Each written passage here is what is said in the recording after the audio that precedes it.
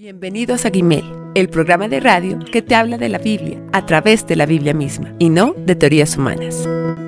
Muy buenas noches a todos los oyentes de este programa Gimel. Vamos a ir directamente al grano y veíamos esta semana, estamos desarrollando el tema de la perfección, de la maduración o de la santificación, como lo llama la Biblia en varias ocasiones, a este propósito que Dios tiene para con la vida del creyente. Una vez que el individuo ha reconocido a Jesús como Señor y Salvador, es salvo.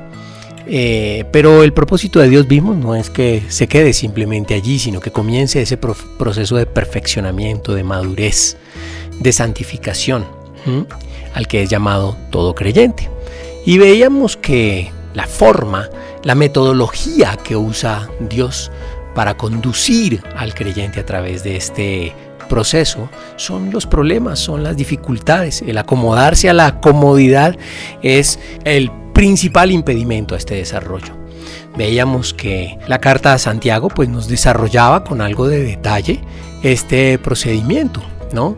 Dice la carta de Santiago en el capítulo 1, los primeros versículos referentes a este tema así: Santiago, siervo de Dios y del Señor Jesucristo, a las 12 tribus que se hallan dispersas por el mundo, saludos. Hermanos míos, considérense muy dichosos cuando tengan que enfrentarse con diversas pruebas, pues ya saben que la prueba de su fe produce constancia, y la constancia debe llevar a feliz término la obra, para que sean perfectos e íntegros sin que les falte nada.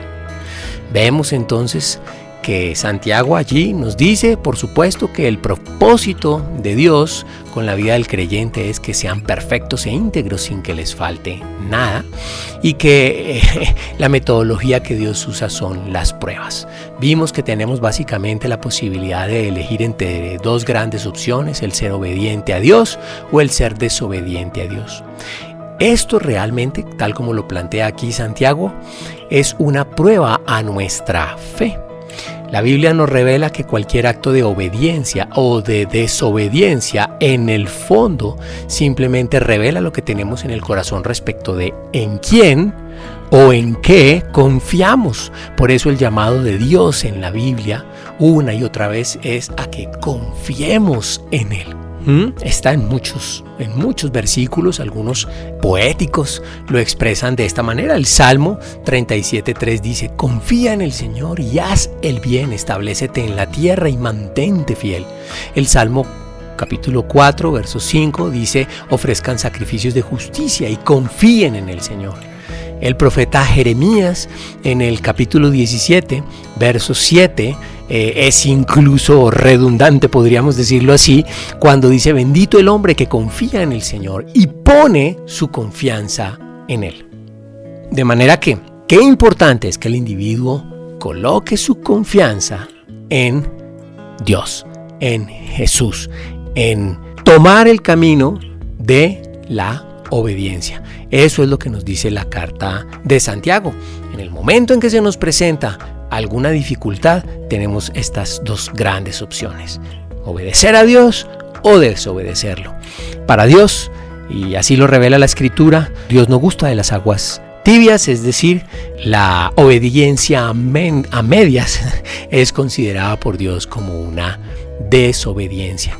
De manera que el llamado es sencillamente a que seamos obedientes. Una vez que hemos tomado esta decisión en obediencia a Dios, Él nos pide que pacientemente nos mantengamos en esa decisión, que perseveremos, que seamos firmes. Así es como lo expresa la carta a Santiago, ¿no?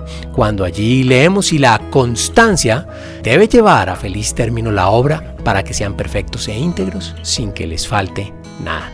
De manera que esta constancia o esta perfección debe producir en nosotros esa entereza de carácter, ese desarrollo de nuestro ser interior, tal como Dios quiere. Así lo expresa Romanos capítulo 5, versos 3 y 4, cuando dice: y no solo esto, sino también en nuestros sufrimientos, porque sabemos que el sufrimiento produce perseverancia, la perseverancia entereza de carácter, la entereza de carácter esperanza.